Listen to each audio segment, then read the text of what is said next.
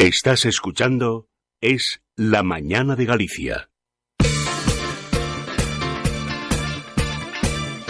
Augasa, concesionario oficial Mazda de Vigo, patrocina este programa. Orgullosos de Mazda. Bueno, ya saben ustedes que los días tal que hoy, es decir, miércoles, solemos dedicar esta media hora de nuestro tiempo de radio a hablarles de cosas que tienen que ver con los vehículos automotores. Y contamos siempre para ello con la colaboración inestimable y nunca bien pagada, bueno, pagada como siempre, de don Julio González de motorgallego.com. Julio, buenos días. Hola Ignacio, ¿qué tal? Buenos días. Oye, ¿sabes lo bueno que tiene esto de la radio? Que de vez en cuando puedes hablar con amigos que aunque hace tiempo que no les ves, pues resulta que todavía te siguen guardando en el recuerdo e incluso algunos hasta te quieren. Por ejemplo. Sabía que lo ibas a decir.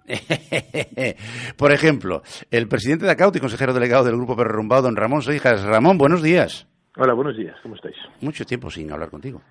Sí, señor, un ratito, pero bueno. Bueno, pero nunca es tarde si la dicha es buena. Efectivamente. Oye, tenéis montado ahí un buen guirigay en Orense, el Salón del Vehículo. ¿Qué tal ha ido lo del Salón del Vehículo Nuevo? Pues mira, empezamos el fin de semana pasado con el Salón del Vehículo Nuevo, los días 19, 20 y 21, y la verdad es que las expectativas eran muy altas, y yo creo que nos hemos quedado bastante satisfechos porque la afluencia de gente que ha habido ha sido muy importante. Ha habido más de 7.000 personas que han acudido a este salón. ¡Caramba!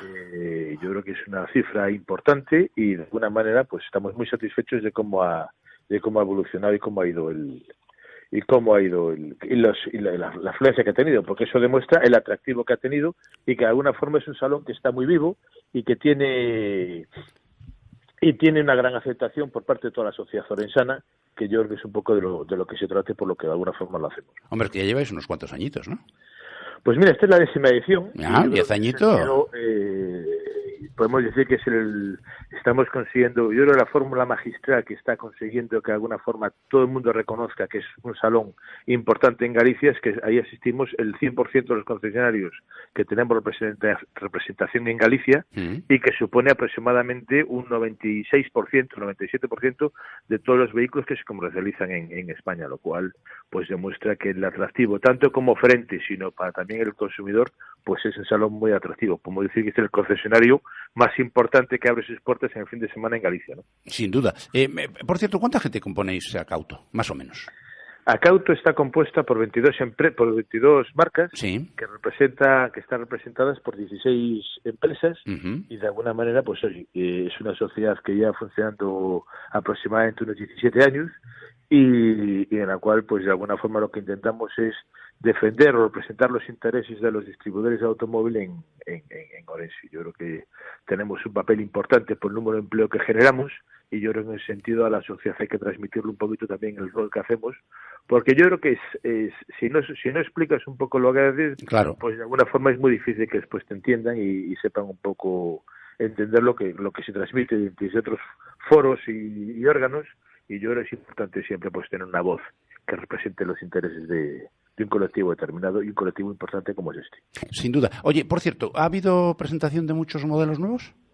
Pues mira, este Salón del Automóvil ha traído 30 novedades, o sea, 30 vehículos que se han presentado a lo largo de este año y que incluso, pues por primera vez se presentaban en España. O sea, yo verdaderamente ha sido un salón en el cual te demuestra la fortaleza que tiene en este momento el sector, porque 30 novedades supone prácticamente que todas las marcas han presentado algún producto este año, y evidentemente que alguna haya permitido que su puesta de largo se haya hecho en Orense, pues oye, para nosotros es un reconocimiento y un poco a la seriedad y la sobriedad que está teniendo este salón, porque yo creo que de alguna forma empieza a ser referente a nivel gallego de una manera importante. ¿Y habéis notado, como parece ser a través de lo que leemos en los medios de comunicación, que la demanda, desgraciadamente, y por culpa de... Hay algunos ministros que cada vez que hablan sube el pan. Dijo que iban a acabar con el diésel. ¿Ha habido cambio de tendencia en la demanda o la gente se lo está tomando con calma? Vamos a ver. Este tipo de cambio en la demanda suele ser muy lento. Ya. Y la verdad es que, porque gracias a Dios, voy a expresar otra vez, solía ser muy lento. Ya. Yo, dato simplemente, en el año 2010 el 70% de los coches que se comercializaban tenían motores diésel. En este momento en Orense, en el mes de julio, el 36% de los coches ha sido diésel solo. Entonces, ¿qué ocurre? Pues evidentemente aquí sí que ha habido una oscilación, un cambio muy abrupto, muy radical, y evidentemente que se ha visto acelerada pues con las declaraciones de la ministra de la Transición Ecológica, con otros del presidente del gobierno, etcétera, etcétera, que verdaderamente están haciendo pues que la gente pues simplemente por desconocimiento también, pero es que cuando te están diciendo que el diésel se va a acabar con él, pues evidentemente tú como usuario y como consumidor lo que no quieres es problemas. El coche es un elemento de transporte y lo que necesitas es que te dé ese servicio. Si te van a poner palos en la rueda para que no puedas hacerlo, pues intentas evitarlo. Pero evidentemente los datos objetivos que están haciendo para decir que el diésel va a desaparecer, pues no tienen ningún tipo de objetividad. O sea, hay que entender que en este momento los coches diésel que se están produciendo y que salen hoy me da igual, de la fábrica de Mortorell, de la fábrica de Pamplona, de la fábrica de Zaragoza, de todas las fábricas de España o del mundo, emiten menos gases contaminantes, menos CO2, menos NOx que cualquier vehículo gasolina. Entonces, no tiene ningún sentido lo que se está diciendo. Lo que pasa es que, evidentemente, cuando dicen que el impuesto que los combustibles van a subir el precio, se va a poner el precio de la gasolina y que se va a incentivar el consumo de vehículos gasolina o el consumo de vehículos eléctricos, pues evidentemente, simplemente porque sí, pues los que estamos en el sector decimos, hombre, se puede hacer, porque sí, pero evidentemente hay que buscar datos objetivos que esto nos empuje a hacerlo. Y de nosotros, del sector, de verdad que no lo encontramos. Sí que es cierto una cosa. Es cierto que en este momento la antigüedad del parque que circula en España es muy alta. Eso es cierto, es decir, están circulando muchos coches muy antiguos. Y claro, sí que es cierto que hace 10 años los coches diésel emitían y contaminaban más que uno gasolina. Y en ese sentido sí que hay un problema. Pero que hay un problema derivado de hace 10 años no quiere decir que haya un problema derivado de la actualidad. Entonces yo creo que hay que ver cómo soluciona el problema del parque circulante que hay en España. No sé si habrá que poner incentivos o renovar. Yo también estoy convencido que nadie circula con un coche antiguo porque le guste circular con un coche antiguo, salvo que sea un clásico. Entonces, evidentemente habrá que poner algún tipo de incentivo y facilitar de alguna manera que la gente pueda tener acceso a la renovación de estos vehículos. Pero evidentemente creo que la solución no es decir, oye, pues que no se matriculen más coches diésel o vamos a poner todas las tablas posibles de matriculación de coches diésel. Porque además yo también hago una reflexión. El 9 o el 10% del PIB español en este momento lo aporta el sector de la automoción. Y yo simplemente doy un dato. En España se producían 1,2 millones de coches diésel. Si evidentemente el consumo de diésel, que como decía al principio de la entrevista, era aproximadamente un 70% hace años de vehículos diésel, si ahora estamos escasamente en un 36% y bajando, nos vamos a encontrar que progresivamente los fabricantes tienen que cambiar o trasluchar, ¿me entiendes? Si llegamos a un término náutico, de un motor hacia otro o de una tecnología hacia otra. Y esto evidentemente no se hace de un día para otro y es un tema complicado. Pero bueno, estoy convencido que lo entenderemos y lo que pasa es que lo estamos haciendo de una forma demasiado alegre, demasiado radical y espero que la cordura de alguna forma vuelva y podamos estar tranquilos, porque yo creo que los fabricantes ya están tomando medidas evidentemente para fabricar más coches diésel, más coches de gasolina, pero no podemos olvidar que esto no se hace de un día para otro. Y tampoco podemos olvidar que la tecnología europea por excelencia de cualquier marca era la tecnología diésel. ¿O es la tecnología diésel? A mí me había comentado un día un amigo común, un tal José Ramón Pérez Nieto, que él sospechaba, y tenía fundadas razones, que aquí lo que se había establecido era una especie de pugna entre la industria automovilística americana y la europea, y le estamos haciendo el caldo gordo con estas tonterías a la americana, donde el diésel no pinta nada y donde, como la gasolina la tienen barata, pues les interesa mucho más. Pero la verdad es que lo sencillito que es legislar cuando le preguntas a los que saben, caramba, pero nunca os preguntan, ¿qué le vamos a hacer? Oye, vamos a ver, buena noticia, porque si has tenido tanta gente y ha habido tantos modelos nuevos... Simplemente una reflexión en lo que acabas de decir. Dime, Ramón, defender a capa y espada la electrificación, cuando el diésel se fabrica en Europa y las baterías en Asia, es que yo no metería solo el claro. Es que al final hablamos del mercado americano, que fue donde surgió todo este tema. Claro. Pero evidentemente aquí tres polos, o sea, aquí hay tres elementos o tres áreas geográficas muy importantes de fabricación del automóvil. Una es Estados Unidos, evidentemente, otra es Europa, pero otra es Asia. Claro. Simplemente la reflexión hay que hacerla en el sentido que decimos, es cierto dónde vienen unos motores y dónde vienen otros, pero hay que ver, y la reflexión yo la complementaría con lo que te acabo de decir, que creo que es un tema significativo. Pero bueno. Totalmente de acuerdo. Por cierto, ¿buen volumen de negocio en vehículo nuevo en vuestra feria? Vamos a ver, todavía es un poco prematuro para evaluarlo, pero estamos convencidos por los datos o por las estimaciones que empezamos a tener que superaremos los datos del año pasado y en un porcentaje casi de un 15%, lo cual de alguna manera... ¡Caramba! Sí. Suena bien. Y aunque es una cosa que no os gusta mucho comentar, pero yo sí quiero comentarla, porque este tipo de noticias es bueno que la gente lo sepa.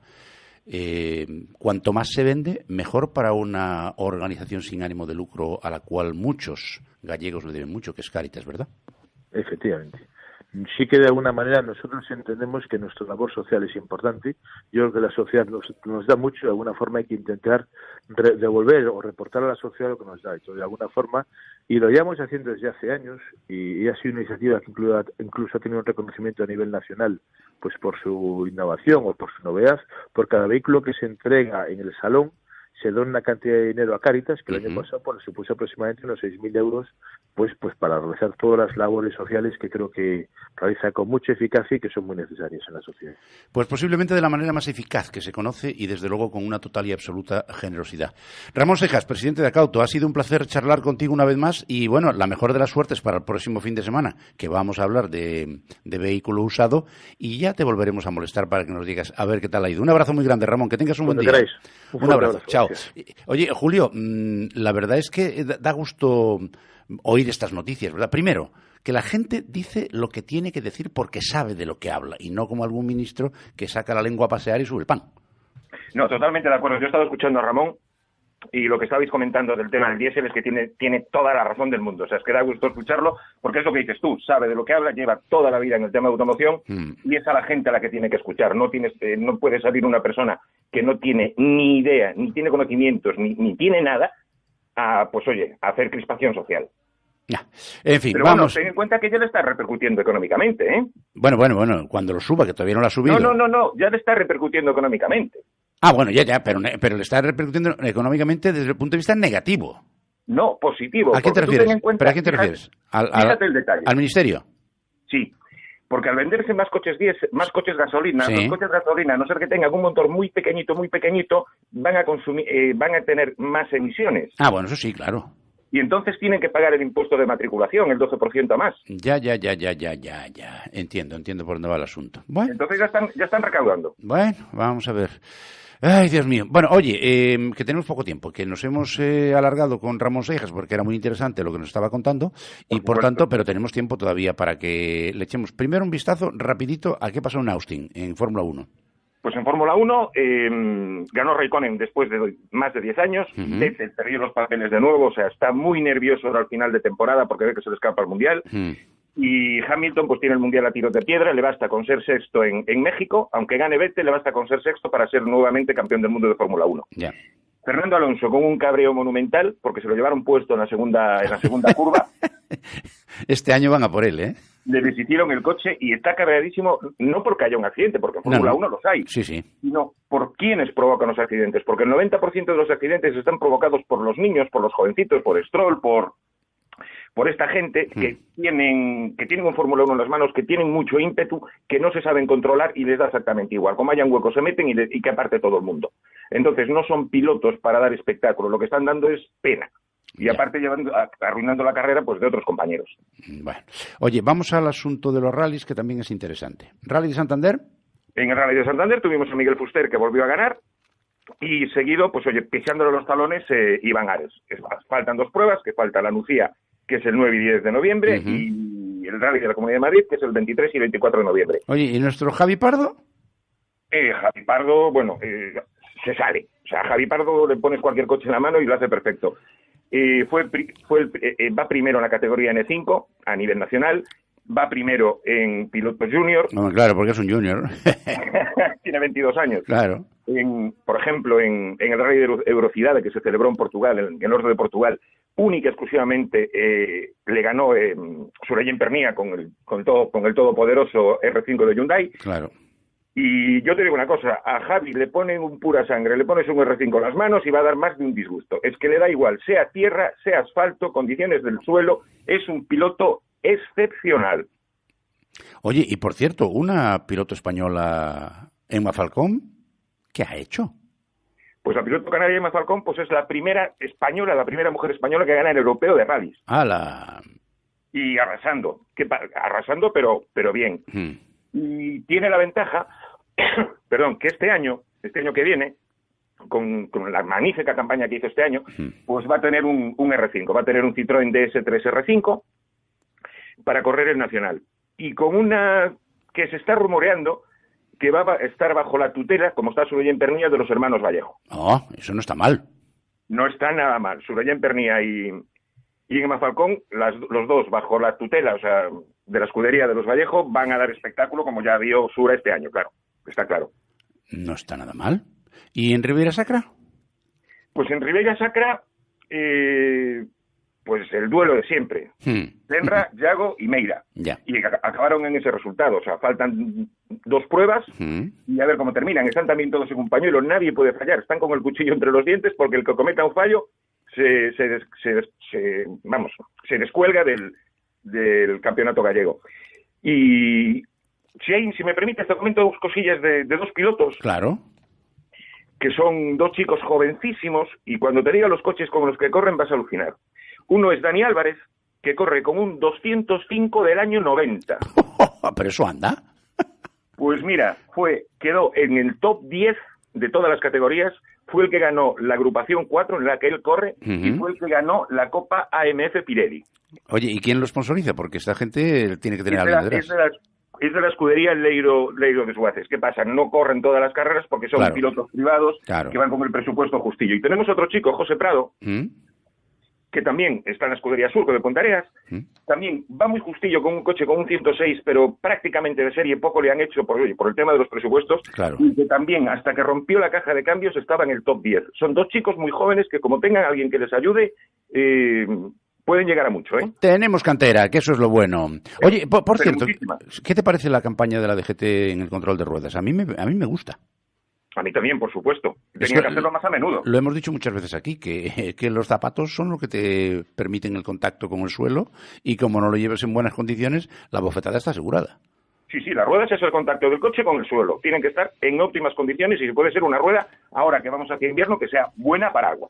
Y además que tampoco tiene por qué ser muy caras, porque aquí la gente dice, no, es que son muy caras, que no. A ver, si uno tiene que gastarse algo de dinero en el mantenimiento de un coche es en las ruedas.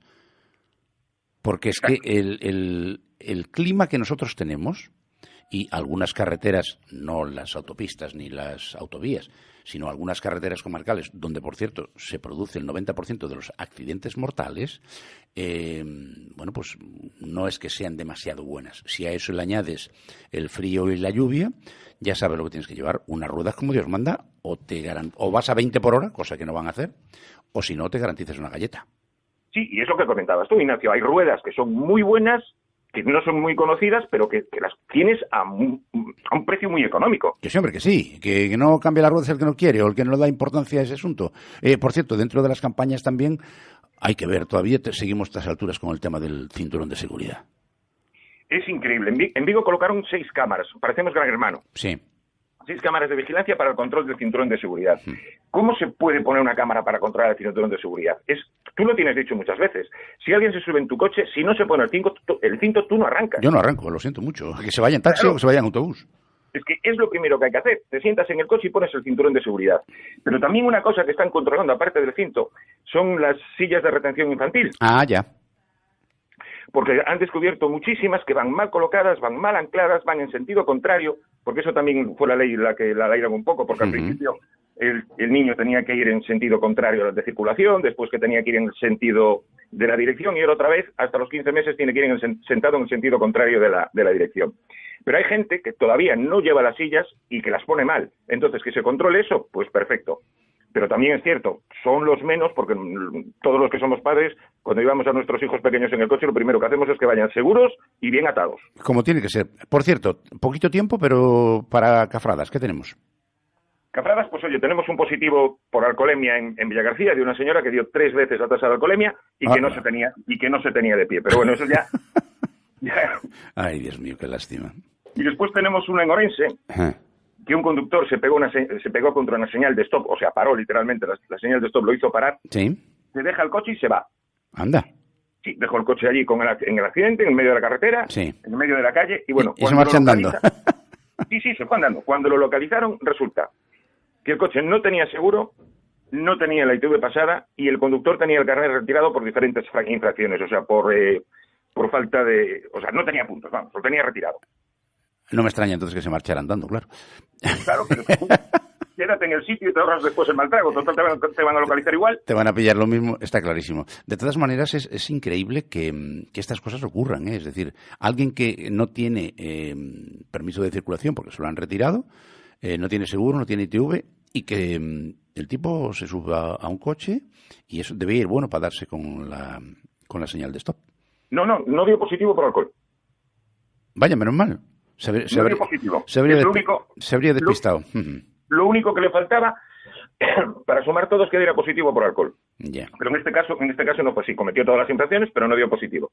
Oye, hace unos días hablamos de una pareja que iba aliviando sus necesidades sexuales en el coche, que se había hecho viral.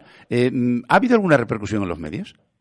Pues salió ayer. Nosotros aún me reí un poco porque nosotros esto lo comentamos hace 3 semanas. Y ayer salió el vídeo en las noticias. O sea, en todas las cadenas salió el vídeo tapando la matrícula del vehículo, por supuesto, y tapando lo que es a los actuantes, por decirlo de alguna manera. Pero si ahí el derecho a la intimidad no se está rompiendo. Pero bueno. No iban en ninguna intimidad. Iban en el coche delante de todo el mundo.